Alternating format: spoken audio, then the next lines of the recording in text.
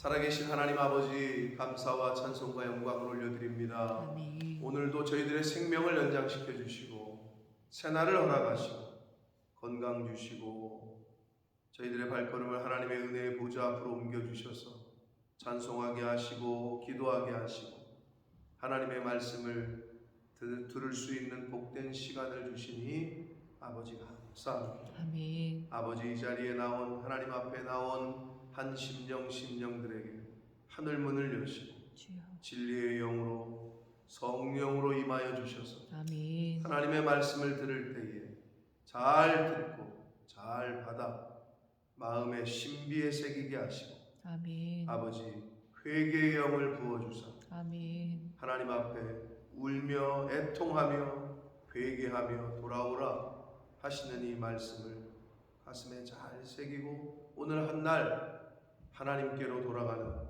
그런 복된 한 날이 되어지도록 주님 은혜 내려 주옵소서. 아멘. 이 시간을 성령 하나님께서 주장해 주심을 믿사오고 예수 그리스도 이름으로 축복하며 기도 올리옵나이다. 아멘. 아멘.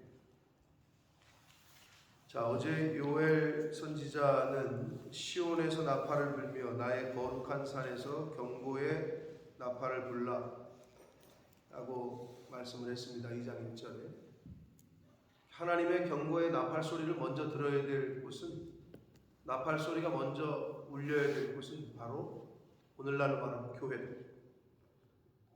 그러니까 저와 여러분이 나팔 소리를 먼저 듣고 그리고 또 그 나팔 소리를 들어야 됩니다.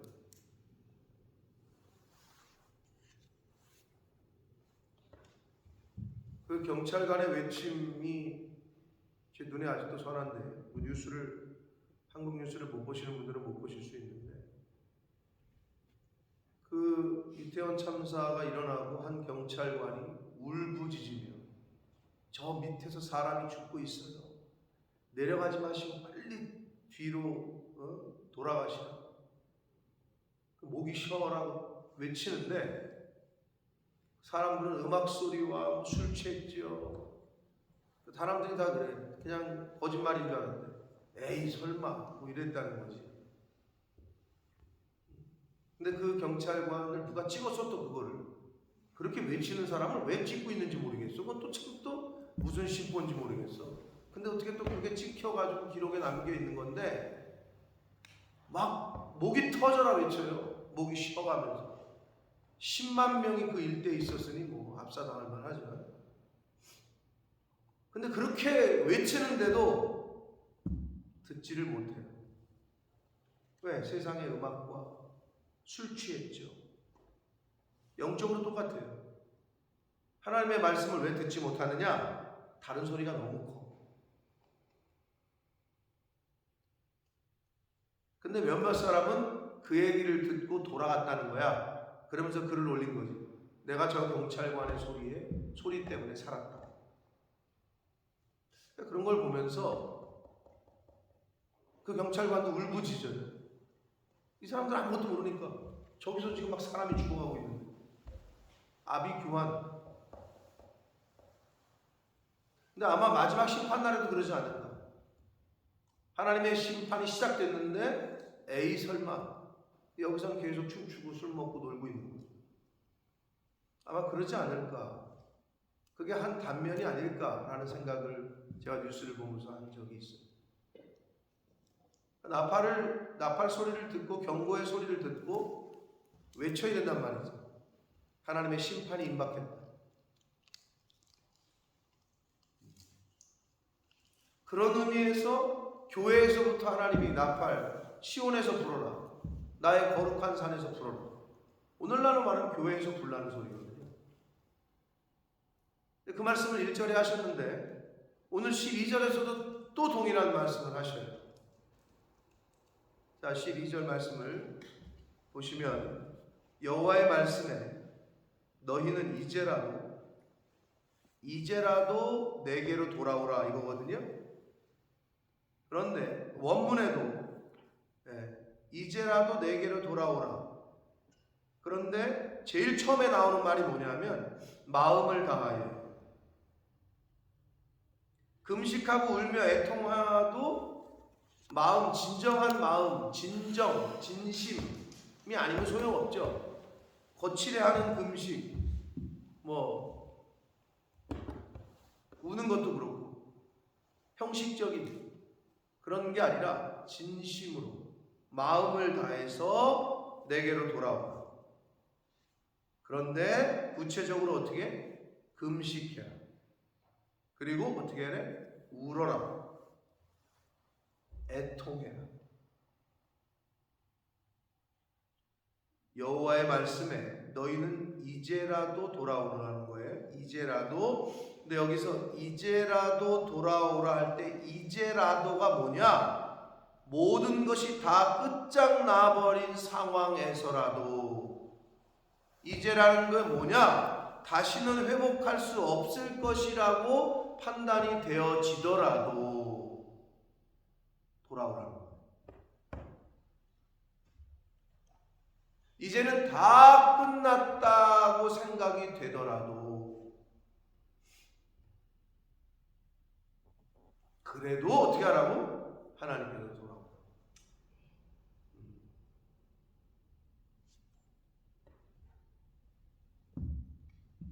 오늘날 저와 여러분에게 주시는 하나님의 음성인 줄 믿습니다.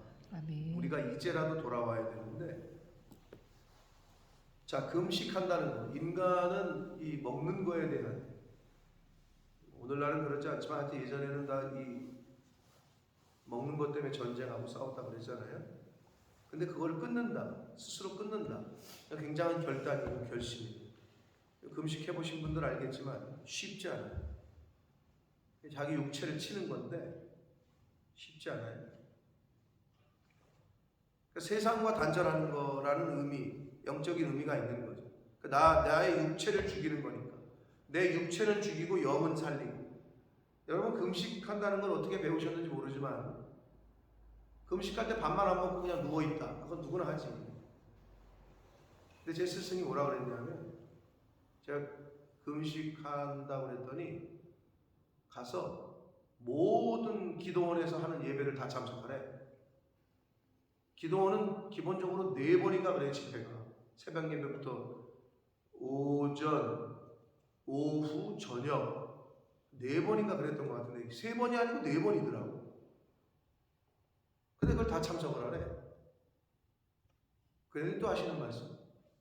끝나고 나서 쉬는 시간에도 뭐예요? 금식하니까 힘도 없잖아. 성경을 읽으래. 거기까지는 뭐 그래. 그러더니 1장부터 찬송가 마지막 장까지 네가 아는 찬송을 1절부터 다 부르래. 하루, 이틀, 제가 일주일 있었거든. 한 3일 지나니까 찬송을 부를 힘도 없고, 예배에 참석, 집회에 참석해서 앉아있을 힘이 없어가지고 기둥에 기대가지고, 나중에는 그 기도원에서 주는 이제 방이 있거든요. 거기 들어가가지고 누워가지고 찬송을 부르는 거예요. 또 하라고 했으니까 했지 내가. 근데 제가 왜 그걸 알겠어요? 금식하고 그냥 물 안 먹고 그냥 밥 안 먹고 물 마시면서 그냥 버티고 그게 아니고 육체는 죽이고 영은 살아야 되기 때문에 그런 의미가 금식이란 말이에요. 그러니까 하나님 앞에 나의 어떤 결심과 결단을 보여드리는 거고, 이 육체는 좀 죽이고 영을 살리기 위해서 영적인 양식을 접하는 거고. 쉽지 않더라고요. 그렇게 하라고 하시는 대로 하니까 쉽지 않더라고요. 자, 금식을 하랍니다. 세상과 단절을 시키라는 거죠. 내 육체를 치라는 거고, 그리고 울으래요. 여러분, 눈물이 메마른 사람, 눈물은 드라마 보시다 많이 오시는 분들이 있을 텐데, 그럼 아직 뭐 정서적으로. 근데 하나님 말씀, 하나님 때문에 기도하다가 말씀을 듣다가 우는 건, 찬양을 부르다가 우는 건 은혜가 있는 거예요.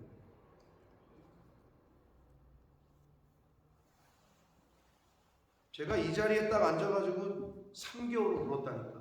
모든 예배 시간. 대성통곡을 하면서 지난주에 양수홍과 대성통곡한 것처럼 딱 요 자리에 앉아가지고 한 3개월을 예배드릴 말씀을 듣는데 막 그렇게 눈물이 나요. 제 인생에 있어서 저도 이제 그때가 이게 터닝 포인트가 됐거든요. 장로의 아들로 태어나 주일학교 학생부, 청년부를 거치면서 교회 생활을 했는데 그런 문화에서 컸는데 그때 제가 느꼈던 감정은 또 상황은 그 이전과는 다른 예배 시간에 그렇게 설교를 듣는데 눈물이 나요. 한 3개월을 그렇게 우니까 하여튼 제가 그랬잖아요. 그 목사님의 아들이 지금 목사님이 되셨는데 그때는 중학생, 고등학생이었지. 제가 신학생 때 도대체 순석이 형은 무슨 죄를 저렇게 많이 졌길래 예배 때마다 저렇게 우냐고 했던 기억이 나는데 여러분 그런 경험이 있으세요? 예배만 오면 그렇게 눈물이 계속 한없이 흐르는 그게 하나님의 은혜.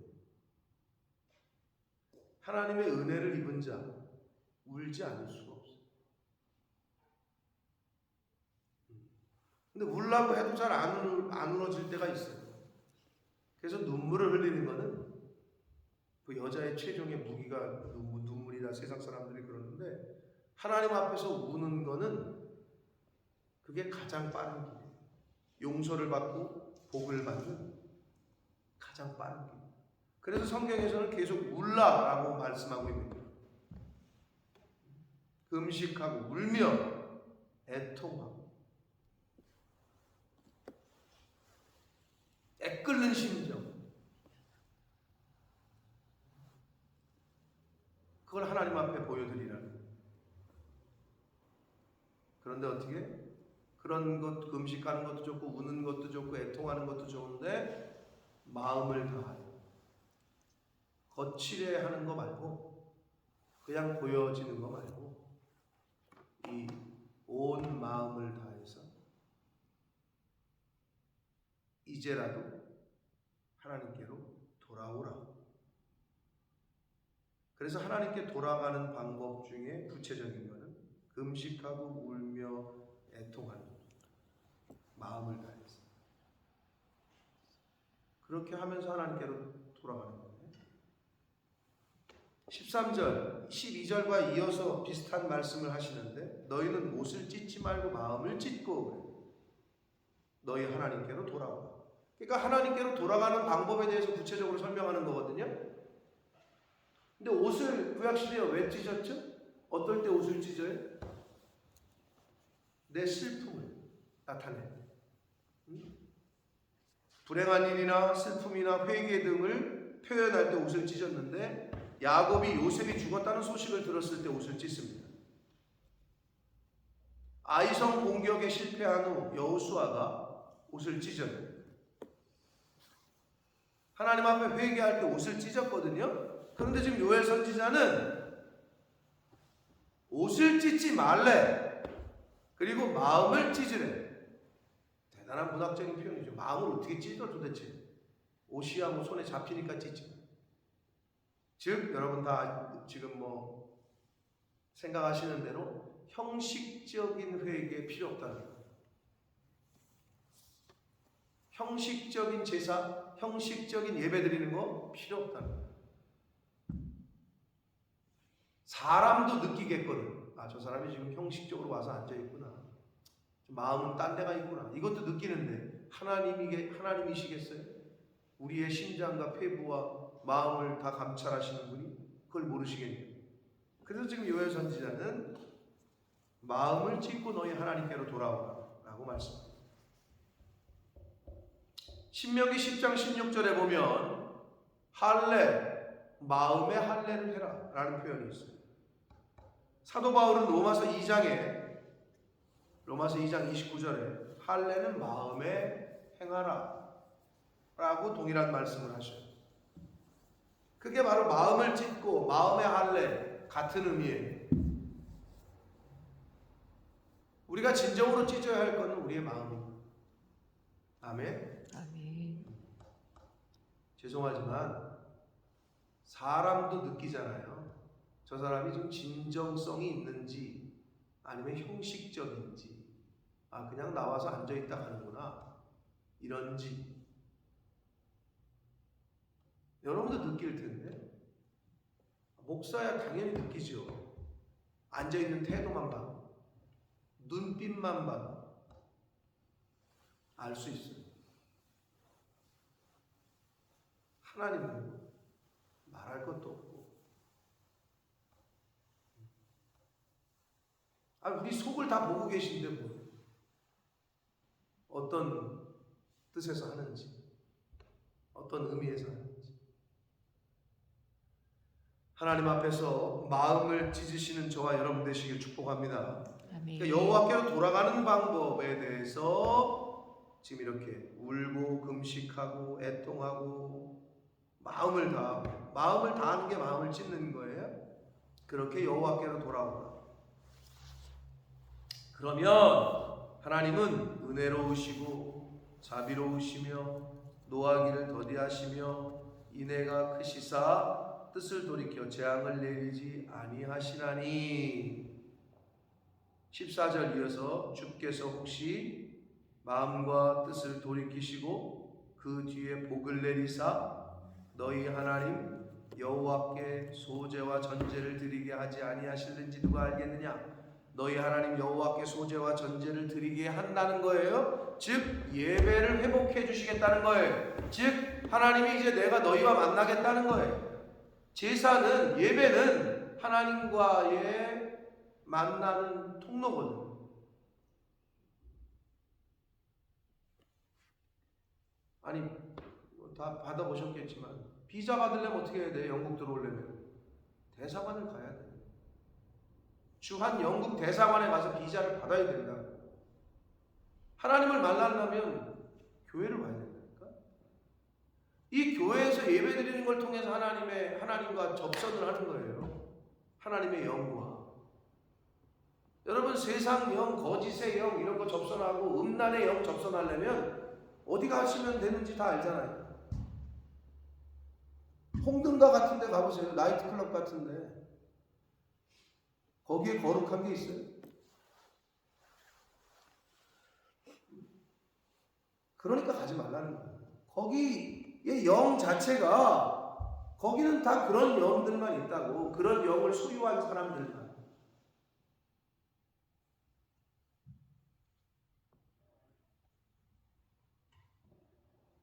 예배를 회복해 주시고 마음을 다해서 마음을 찢고 하나님께로 돌아오면 전제와 소제를 드리게 해주시고 예배를 회복시켜 주신다는 거예요. 그러니까 우리가 회복해야 될 건 예배예요. 하나님 앞에 나와서 예배 드릴 때 정말 마음을 다해서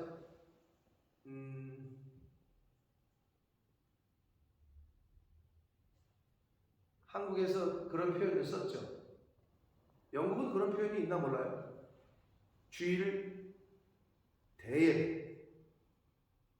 대자라는 걸 되게 좋아하는데 영국도 썬데이, 그레이트 썬데이, 모닝 서비스 이래.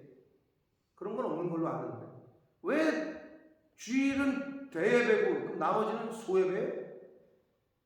그 의미 부여를 그렇게 해버리니까 난 11시 예배가 뭔가 엄청나게 특별하고 9시 예배를 드리거나 7시 예배를 드리거나 주일 오후에 드리는 예배는 그냥 소수 새벽 예배 말할 것도 없고 이렇게 돼버렸는데, 근데 요즘 많은 이제 젊은 목회자들이 그 대자라는 표현을 쓰는 교회는 거의 없습니다. 요즘 제가 보니까. 근데 옛날 교회들은 대예배라는 표현을 썼어. 아니 도대체 예배에 대중소가 있어요? 무슨 부대찌개 시키는 것도 아니고 대자 시키고 소자 시키고. 근데 그게 잘못됐다는 거예요. 그 의식 자체가. 그러니까 11시 예배 나올 때는 그냥 뭔가 특별하니까 새벽 예배 나올 때는 그냥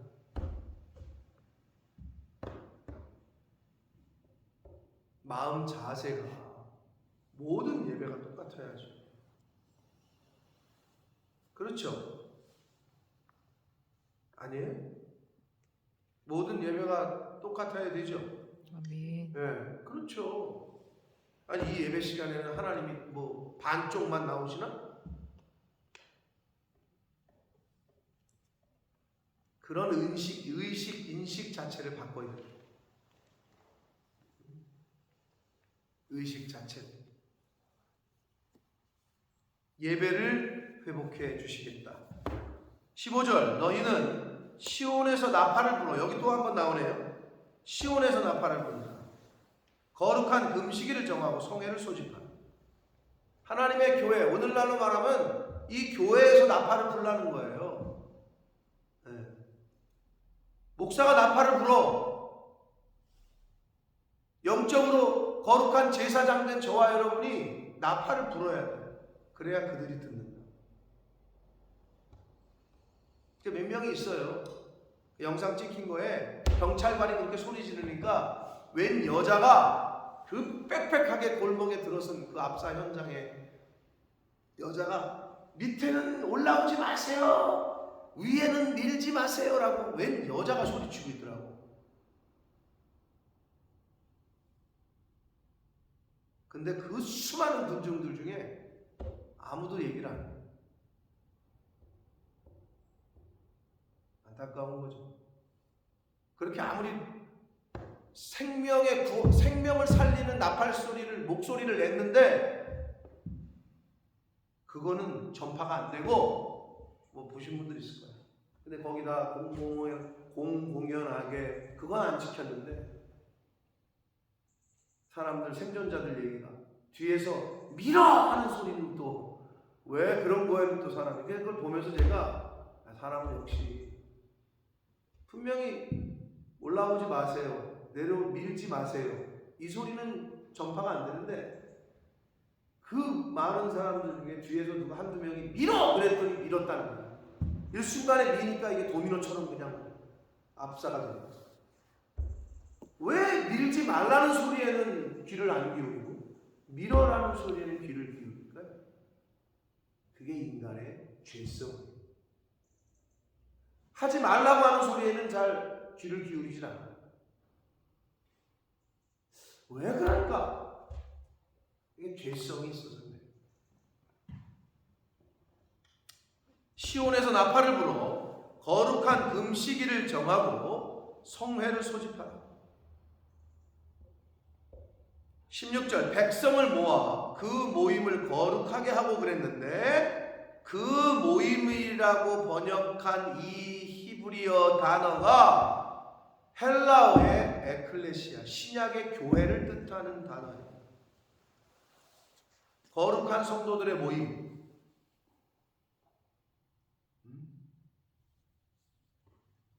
저와 여러분이 모이는 이 교회, 그리고 여기서 드려지는 이 예배, 그 공동체가 거룩해야 돼요. 그리고 장로들을 모으고 어린이와 젖 먹는 자들을 모으고 남녀노소를 할 것 없이 다 모으라는 얘기고요. 하물며 신랑을 그 방에서 나오게 하고 신부도 그 신방에서 나오게 하라고 그랬잖아요.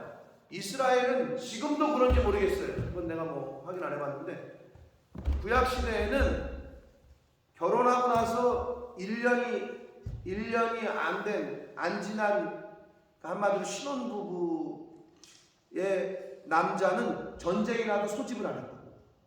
참 하나님이 참 대단하신 분이야. 그게 율법이었어.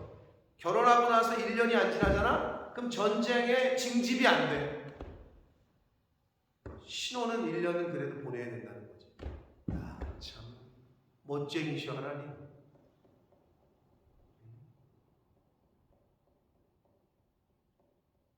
근데 저희는 결혼하고 나서 제 아내가 결혼 1년 차 때 제일 힘들었는데 결혼했는데 뭐 새벽 4시에 제 일과가 시작이 됐고 4시 전에 4시에 일어나. 나 더 전에 일어나. 왜냐면 새벽 운전을 해야 돼. 새벽 운행 전도사는 5시 예배니까 4시부터 일어나가지고 운전을 하는 거야. 그래서 수원을 한 바퀴 돌아. 제가 수원에 있어요. 그러면 그때부터 시작해. 그럼 새벽 예배 끝나고 집에 가서 밥 먹고 9시까지 출근해. 그래도 저녁 5시까지 뭐 6시까지 근무하다가 야간에 대학원 MDB를 해야 되기 때문에 목사가 되려면 7년을 공부해야 되기 때문에 그럼 야간에 학교를 가. 달려서. 그러면 끝나고 집에 오면 12시간. 그리고 좀 자다가 또 새벽 4시부터 하루 일과 시작. 제가 그때 대상포진이라는 걸 처음 걸려봤다니까. 그 젊은 나이에. 면역력이 파괴돼. 그때 이제 승역이 들어섰지. 저 사람은 혼자. 그래서 그때가 제일 우울증 걸릴 때 자기 우울증 걸린 줄 알아요.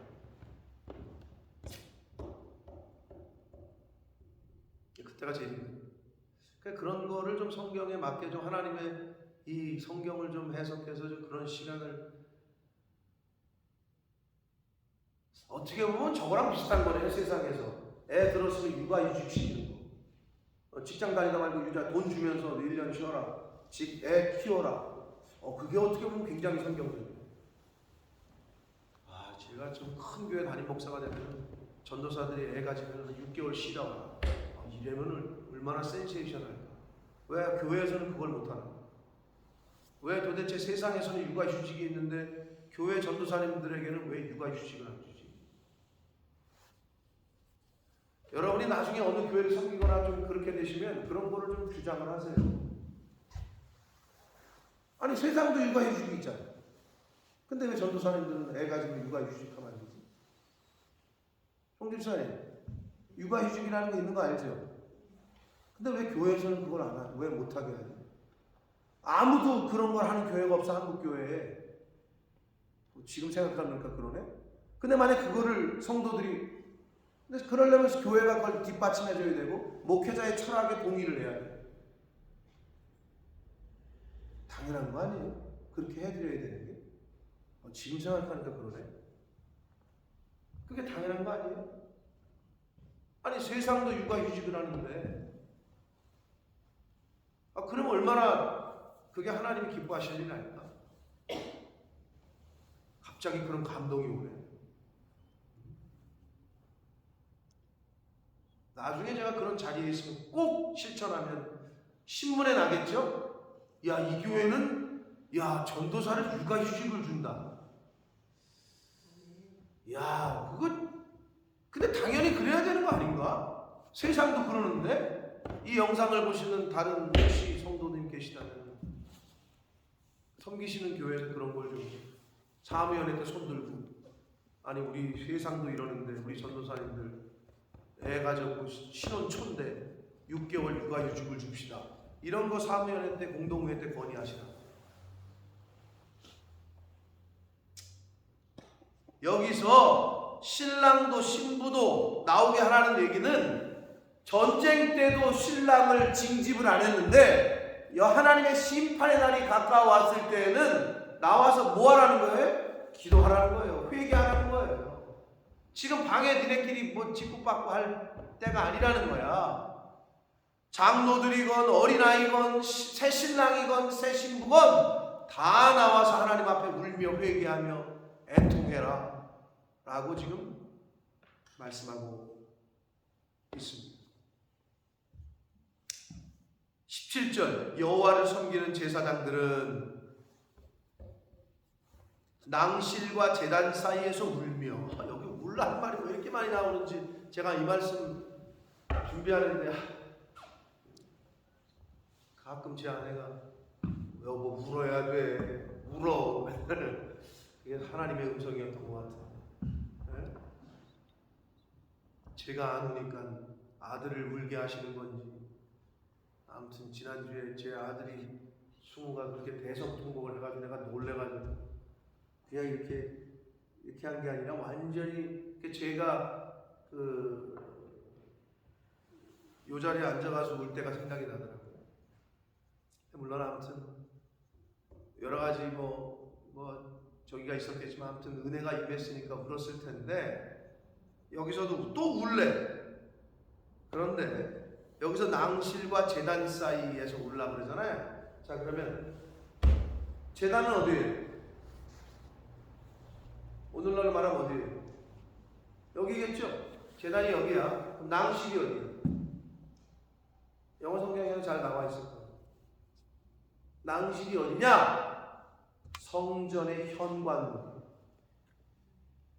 그럼 어디? 제단 사이, 여기와 성전의 현관문 사이에서 울래. 그럼 어디야?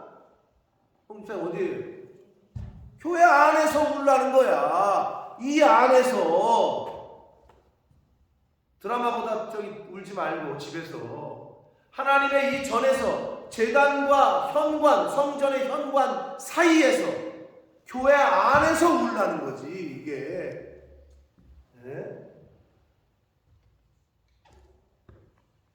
저와 여러분이 왕 같은 제사장들이잖아요. 그래서 저와 여러분이 이 시간에 이 아침에 하루를 시작하면서 교회 안에 와서 말씀을 듣고 기도하는 거예요.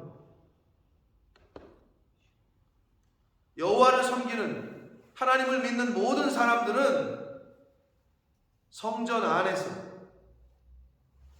낭실과 제단 사이에서 울며 이르기를 어떻게 뭐라고 기도하래요? 여호와여 주의 백성을 불쌍히 여겨주십시오.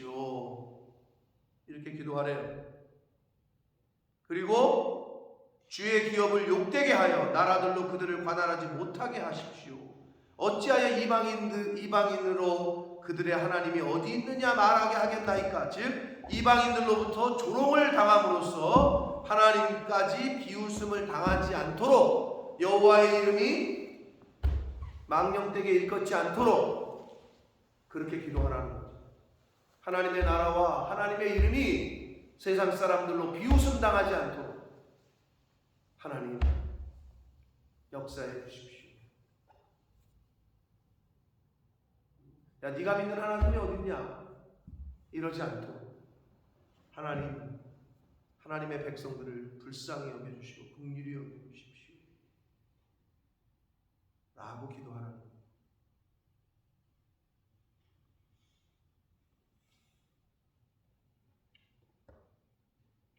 그렇게 하나님의 나라와 하나님의 마태복음 6장 33절에 있는 대로 먼저 하나님의 나라와 의를 구하면 이라는 조건이 있잖아요. 그러니까 여러분이 똑똑해지셔야 돼. 복을 받으면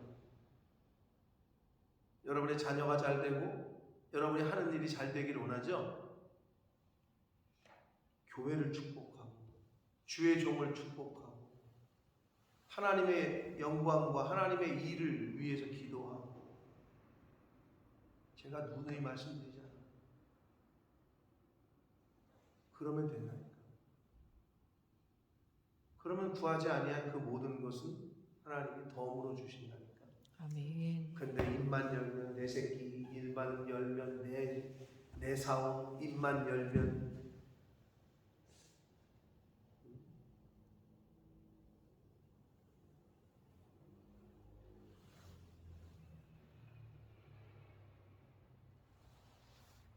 여러 가지 사건 사고 여러 가지의 미담들이 또 전해지는데 이태원 일대가 소방차가 못 들어갔대잖아요. 사람이 10만 명이면 차가 또 오죽 많이 또 불법 주차를 했겠어요? 그러니까 소방차가 못 들어가는 거지, 앰뷸런스가. 그러니까 아빠가 죽을 것 같아, 나 좀 살려줘 해가지고 아버지가 어떻게 뭐 갔대나? 근데 딸이 이게 눌려가지고 왼쪽 다리가 마비가 왔고 병원을 가야 되는데 택시도 없고 차는 못 다니고 업고 뛰기 시작했대. 1km를 뛰었대, 아버지가.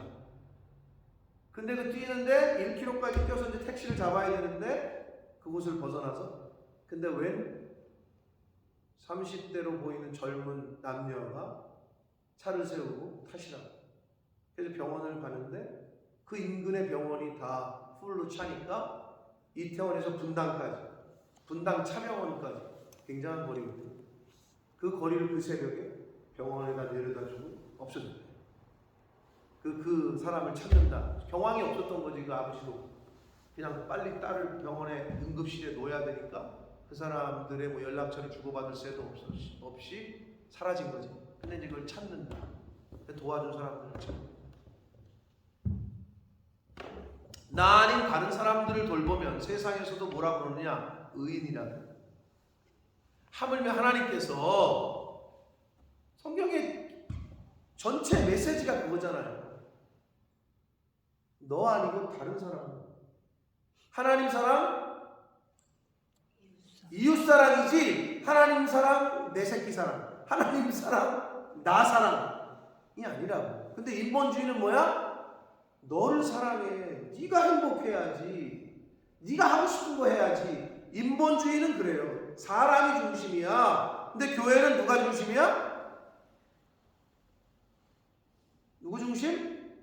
하나님 중심. 누구 중심? 목사님 중심. 이게 기본적으로 깔려 있어야 되는데 그게 아니에요.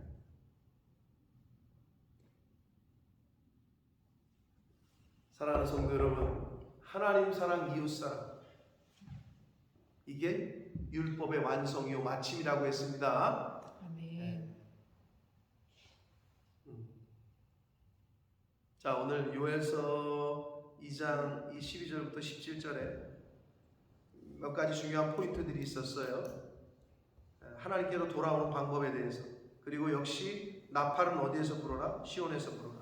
그리고 기도할 때 어디서 울면서 기도해라? 낭실과 제단 사이에서, 즉 교회 안에서, 이 제단, 이 교회 안에서 와서 울으라는 거예요. 하나님이 보시고 그 눈물을 보시고 긍휼히 여기시고 불쌍히 여기실 줄 믿습니다. 아멘. 여러분이 드리는 기도와 그 눈물이, 그 부르짖음이 절대 떼지 않아요. 아멘. 하나님의 때에 하나님의 방법으로 응답해 주실 줄 믿습니다. 아멘. 기도하겠습니다. 살아계신 하나님 아버지, 감사와 찬송과 영광을 올려드립니다. 아버지 하나님, 오늘도 저희들에게 생명을 연장시켜 주셨고 새날을 허락하셨습니다. 언젠가 하나님의 때에 새날을 맞이하지 못하고 또 새로운 한 날을 맞이하지 못할 때가 분명히 올 텐데, 아버지,